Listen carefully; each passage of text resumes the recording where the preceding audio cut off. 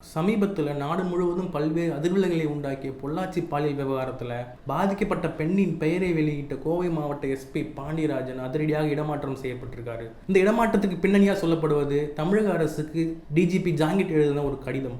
அந்த கடிதத்தில் எஸ்பி பாண்டியராஜன் பெயரை குறிப்பிட்டிருந்த ஜாங்கிட் குரூப் 1 தேர்வு மூலம், அதாவது ஐபிஎஸ் தேர்வில் தேர்ச்சி பெறாமல் குரூப் 1 தேர்வு மூலம் காவல்துறை பணிக்கு வந்தவர்கள் முக்கிய பொறுப்புகளில் உள்ளதாக தெரிவித்திருந்தார். 15 எஸ்பிக்கள், 8 டிஎஸ்பிக்கள் என 23 பேர் ஐபிஎஸ் அதிகாரிகளுக்குரிய பதவியில் இருக்கிறாங்கன்னு, அதே நேரத்தில் ஐபிஎஸ் தேர்ச்சி பெற்ற பல துடிப்பான இளம் அதிகாரிகள் சரியான வாய்ப்பு கிடைக்காம இருக்காங்கன்னு சொல்லியிருந்தார். மாநில அரசின் தேவைகளுக்கேற்ப ஐபிஎஸ் அல்லாத அதிகாரிகளை நியமித்தாலும் 3 மாதங்களுக்கு மேல் அவர்கள் பணியில் தொடர மத்திய உள்துறை அமைச்சக அனுமதி பெற வேண்டும் என்பது விதி. ஆனால் அந்த விதி இங்கு பின்பற்றப்படுவதே இல்லை என ஜாங்கிட் குறிப்பிட்டிருந்தார். இனியாவது ஐபிஎஸ் தேர்ச்சி பெற்ற அதிகாரிகளுக்கு முக்கிய பணிகளை வழங்க அரசு சரியான நடவடிக்கை எடுக்கணும்னு வலியுறுத்தியிருந்தார். இந்த நிலையில் தற்போது எஸ்பி பாண்டியராஜன் இடமாற்றம் செய்யப்பட்டிருக்காரு. இந்த செய்தி குறித்த உங்கள் கருத்துக்களை கீழே உள்ள கமெண்ட் பாக்ஸில் தெரிவிக்கலாம். இது போன்ற மேலும் பல தகவல்களை தெரிந்து கொள்ள பிஹைண்ட் ரூட்ஸ் யாருக்கு சப்ஸ்கிரைப் செய்யுங்கள்.